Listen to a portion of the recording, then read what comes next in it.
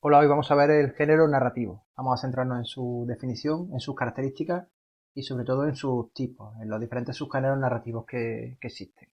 Bueno, está claro que el género narrativo comprende textos que, mediante un narrador, cuenta una historia ocurrida a unos personajes en un lugar y un tiempo determinado. Estas serían las características fundamentales. Aparece un narrador que cuenta unos hechos, ya sean reales o ficticios, que ocurren a unos personajes en un lugar y en un tiempo determinado. Tanto el narrador como los personajes pertenecen al mundo de la ficción. Es importante no confundir narrador con autor, ¿vale? Entonces, los elementos básicos de la narración, como digo, son el narrador, que puede ser interno si está dentro de la historia o externo si no lo está y cuenta la historia en tercera persona. Los personajes, que se organizan en protagonistas y secundarios. La acción, el espacio, que puede ser real o ficticio. Por ejemplo, un espacio real es el que suele aparecer en las novelas que se llaman novelas históricas. El tiempo y el lenguaje, ¿vale? Dentro de los subgéneros literarios, pues tenemos el cuento, la novela, la leyenda, el poema épico, etcétera, etcétera. Está claro que el subgénero narrativo rey, el más importante de todos, es la novela, que surge con fuerza en el siglo XIX y hoy en día, pues, prácticamente el único género narrativo que se cultiva o el que se cultiva con más fuerza. Dentro de la temática de la novela distinguimos entre novela futurista, novela realista, novela histórica, novela de aventura, novela de amor, novela negra, etcétera, etcétera. El narrador. ¿Qué sabemos del narrador? Bueno, como he dicho, puede ser interno o externo. ¿Qué es un narrador externo? Es un narrador que está fuera de la historia, está contando la historia en tercera persona. Si conoce los hechos bien en profundidad, lo llamamos narrador omnisciente. Omnisciente significa que todo lo sabe. Es decir, el narrador conoce no solo lo que está ocurriendo en la historia, sino lo que va a ocurrir y lo que ha ocurrido con anterioridad. Así, del mismo modo, conoce, por ejemplo, los miedos y los anhelos de los personajes. Y luego tenemos el narrador en primera persona, que es el narrador que, además de contar los hechos que suceden, le están ocurriendo, forma parte de los hechos que suceden, ¿vale? Lo llamamos narrador protagonista. En cuanto a los personajes, podemos hablar de personajes principales y secundarios. Los principales son los que desarrollan la acción principal y los secundarios son los que aparecen muchas veces con una subtrama, pero tienen menos importancia dentro de la obra en general. Los narradores principales suelen distinguirse en protagonista, que desempeña la función principal, y antagonista, que es el que se opone al protagonista. Se me ocurre, por ejemplo, no sé, a ver, una novela pues de Harry Potter, por ejemplo. Harry Potter sería el narrador protagonista y su contrario, el antagonista, que sería Voldemort, ¿no?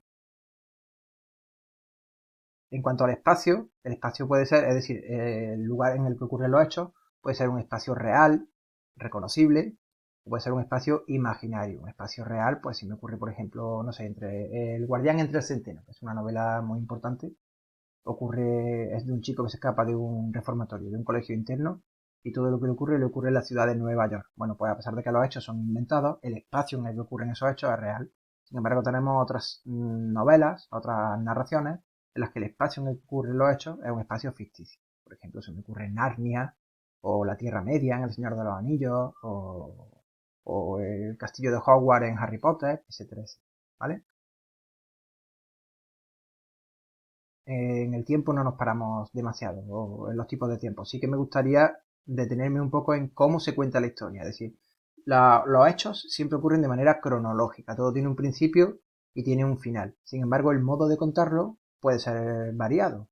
Si yo cuento los hechos tal y como ocurren, desde el principio hasta el final, siguiendo una línea cronológica, siguiendo el orden lógico de las cosas, hablo de orden lineal o cronológico, ¿vale? Pero también tenemos otro modo de contar las historias que es in media res. Significa en latín a mitad de las cosas, a mitad de la historia. Por ejemplo, se me ocurre Lazarillo de Tormes. Lazarillo de Tormes comienza con un hombre de mediana edad dando explicaciones de por qué consiente que su mujer lo engañe con la persona para la que trabaja. Y para ello, para contar esta historia, Lázaro necesita remontarse, irse a su niñez, empezar a contar la historia hasta que llega al punto en el que está y a partir de ese momento la historia continúa. También podemos tener otro tipo de ruptura temporal que dividimos en flashback o flash forward. El flashback es cuando estamos en un punto concreto de la historia, damos un salto hasta el principio y contamos la historia hasta el punto en el que empezamos a contarla. Por ejemplo, os voy a poner un ejemplo que vais a entender fácilmente. Estas películas típicas de los domingos de Antena 3, en las que comienzan con un juicio, con el juez declarando culpable de asesinato a una persona, y de repente vemos un rótulo que dice 6 meses antes. La historia se remonta a 6 meses antes para empezar a contar todos los acontecimientos hasta llegar al punto en el que termina la historia, el juicio en el que están declarando al culpable como autor de los hechos. La novela más famosa, una novela por poner un ejemplo que utiliza esta estructura, sería 100 años de soledad. Crónica de una muerte anunciada, de Gabriel García Márquez. Empieza diciendo en el día en el que lo iban a matar. Es decir, ya sabemos lo que va a ocurrir, sabemos que al final de ese día el protagonista va a morir, sin embargo hay un salto temporal hacia atrás para contar todos los hechos hasta llegar a ese momento, ¿vale?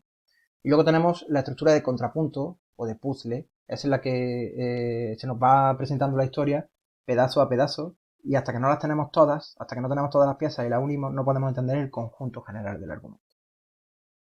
En cuanto a los principales subgéneros narrativos, destaca el poema épico. A pesar de estar escrito en verso, cuenta una historia, en este caso es una historia muy extensa, de un héroe que está unido al destino de su pueblo.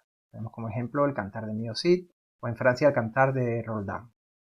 El romance, que al igual que el poema épico también está escrito en versos octosilábicos, pero es un subgénero narrativo porque cuenta una historia. Es una narración breve en verso octosilábico que cuenta determinadas historias. Por ejemplo, el romance del prisionero, el romance del conde Olinos. La fábula es otro tipo de narración en la que los protagonistas son animales y tiene una moraleja, una enseñanza final. El cuento, que es una narración breve de hechos imaginarios reales protagonizados por un grupo reducido de personajes y con un argumento sencillo. Es decir, el hecho de que sea breve condiciona todos los demás elementos propios de la narración. Como la narración es breve, pues solo puedo tener algunos personajes, no muchos, solo puede ocurrir en algunos lugares, no en demasiados, y no puede transcurrir demasiado tiempo, ¿vale? Y luego, el subgénero rey dentro de la narrativa, que es la novela. Está escrita en prosa, de extensión variada y presenta un mundo problemático y diverso. La historia puede variar de espacio y de tiempo y sus protagonistas son complejos y ricos en matices. Además, puede haber muchos personajes de carácter secundario, es decir, puede haber una trama principal que le ocurre a un personaje principal, pero puede haber tramas secundarias que le ocurren a personajes que tienen carácter secundario. Bueno, estas serían las características fundamentales de los géneros narrativos.